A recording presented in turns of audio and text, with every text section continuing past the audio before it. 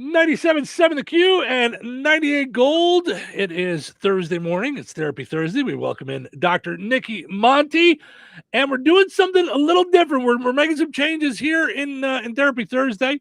A little shorter, and it's the drive-through. And it's the drive-through version of Therapy Thursday. Well, here I had always thought that Therapy Thursday would be more of residents in Chewyville and the things that were on their mind. And sharing some questions with us. Yeah. So over some time, we've gotten a few, but I'm looking to get more. So if you've got questions, message us on social media. We'll bring them up. We won't mention your name. We're just going to throw out questions because we're all dealing with a lot of the same crap every day anyway. So that said, I think this is something that we hear a lot about. People talk about work-life balance. I've got my own thoughts on work-life balance. But this question is, how do you tell the difference between stress, burnout, and actual depression? That's a great question. Am I just a little stressed? Am I burnt out?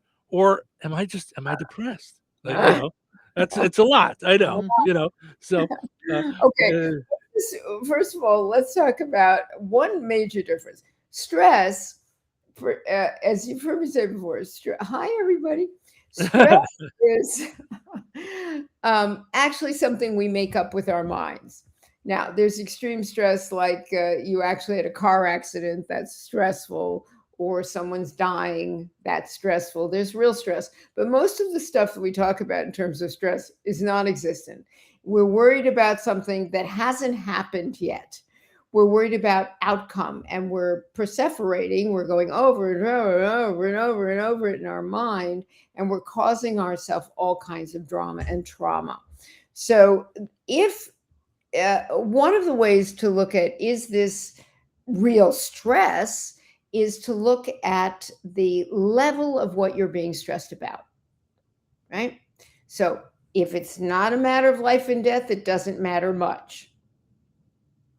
That's the first thing. Okay. Second piece, burnout. Burnout is not, it's not in question. When we're burned out, we know we can't move. We're so exhausted. For me, when I'm burned out, I'm grumpy as all get out. I mean, I just want to slap everybody I meet. I want to ram the car in front of me. I want to scream and yell and all the kinds of things. That's how it looks in me. You have to see what your own burnout is. The way to avoid.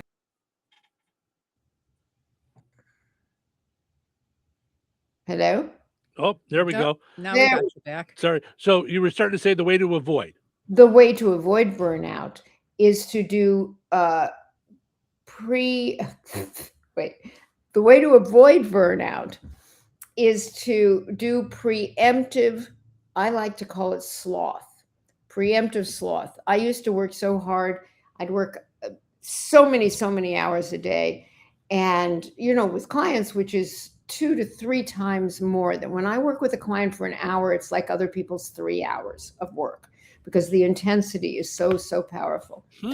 And there's no, I'm just going to hang out here for a minute. No, I have to be thinking and feeling and doing and connecting and ranging and all kinds of things simultaneously. So I would work like that. I work 55 client hours a week. I don't do that anymore. 55 client hours where I'm actually sitting. That's not notes. That's not, all the other things. And so what I started doing at that point, and even though I don't work those kind of hours, I do some of that now, is I take a half a day and just stay in bed for no good reason. Just hang out.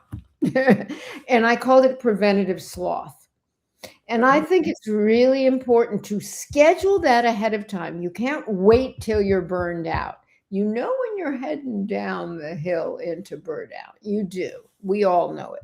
And then we have to care enough about ourselves and care enough about the work we do, whatever it is, and care enough about the people we do it with, whoever those people are, that we respect the whole grouping and take care of ourselves in advance. And then the other thing you said is, or is it depression? I love these choices. Right. Never think of those choices. Depression is a whole different kettle of fish. Depression is where we push down. I say we depress our feelings, we depress our feelings, we depress our feelings, and eventually our feelings depress us. So of depression in general, I'm not talking about the little chemical additional kinds of depression that people have. I'm talking about us ordinary people who have these times where we feel so tired, and I think this is where you're going, so exhausted, so sick and tired of being sick and tired, and so just upset about it all. It's not going our way, and we've had this stress for all this time that we just don't care anymore. We get indifferent, or we get, sad, and we don't know what to do about it. The solution to depression is always to go towards the feelings that are within you. You stop. In all cases, stop. You say stop. Stop to your mind. Stop to your thoughts. Stop to those overwhelming feelings and do something differently. Go in a new direction, or stop moving. In the case of the depression, sit still and be with yourself and ask what underneath all of this grumpiness or sadness or whatever it is, what is going on more deeply? Where am I feeling unmet? Okay. I like all that. My I hear a butt coming. right.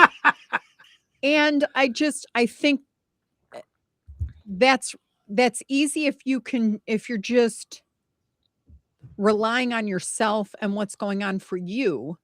But there's all these whirling dervishes around you causing either inflicting pain or getting in your face, or making things worse sometimes, or exacerbating a problem, or preventing you from changing the problem. I'm all about empowerment. And there are a lot of times I find myself depending on people who are undependable, or that have a timeline different than mine. Or so I could be doing fantastic things. Right. But then something happens. And then if it becomes like that something happens, then something else happens. And it leaves me going, okay, I don't know how to exist within this. Okay. Does that make sense? Yes. You're talking about what I talk about a lot, which is what happens to us is not as important as how we react and respond to what happens to us. So if you're consistently being let down by the same people, then you need to look at the people you choose and the way you communicate with them. Very often people are letting us down because we're not being clear about what we need or what we want. Maybe we didn't know it at the beginning, but now we do. How clearly are we speaking of our wants and needs? How clearly are we showing up to the feelings we have about what's going on? Those are two different questions. And how personally are we taking what's going on around us? How are we making this about ourselves? Because if we're living in in equanimity, let's call it, or in a balanced way, we're not bowled over by the little things. We just aren't. We could be distressed for a moment, but that doesn't mean we're like, I'm going to throw everything up in the air. Life is too hard. It's too crazy. So, first of all, if you have whirling dervishes around you, I'm a therapist, and I don't even have whirling dervishes around me. I mean, I have people who come in and for, or an hour or whatever it is, they do a lot of things that are annoying. They try to blame me for what their life is like. They're mad at me because things aren't going better, even though they're not following any of my suggestions. They're hurt because they misunderstood me for their mother. There's all kinds of things that happen, but I don't have to take that on. I can decide to witness that and greet it, but not take it on, not take it personally. And so most people take everything that happens in their life personally. Yeah, for sure. Yeah. And it's not personal. That's one of my favorite mantras, as you may remember. It's not personal. It's not about me. It's not personal. It's not about me. It's not personal. It's not about me. The other thing that happens for some people and this certainly could be true for you, Cheryl, and you as well, Steve, which is that we blame ourselves for everything that doesn't go right, whether it really, whether that's an appropriate thing or not. Right, whether it's our fault or not, or we even had anything to do with it. Yeah, we just have responsibility, but we're not in charge of outcome. This is the deal, and this is the hardest thing as a human being we have to face. That we are powerless in the face of life itself. We are simply powerless, and that includes the people with whom we interact. We can ask for what we need. We can be clear about our own feelings, and we can be in charge of our own reactivities. That's the deal. Yeah, no doubt. All right. Well, thank you so much, everybody. Thanks for tuning in to Therapy Thursday. Thank you for your question, by the way. If you have questions for Dr. Nicki on Therapy Thursday, like I said, we're doing things a little bit differently. We're going to kind of bounce through questions each week, or one, maybe two questions, and tackle some of the issues of the day.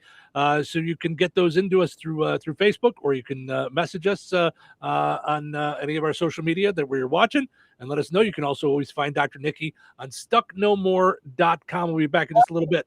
Me up on TikTok at Dr. Nicki Monty, NICKIMONTI, and Dr. Nicki Monty on TikTok or Instagram or Facebook, and ask me questions, and I will answer you. I like to call it therapy Monday, Tuesday, Wednesday, Thursday, Friday, Saturday, Sunday.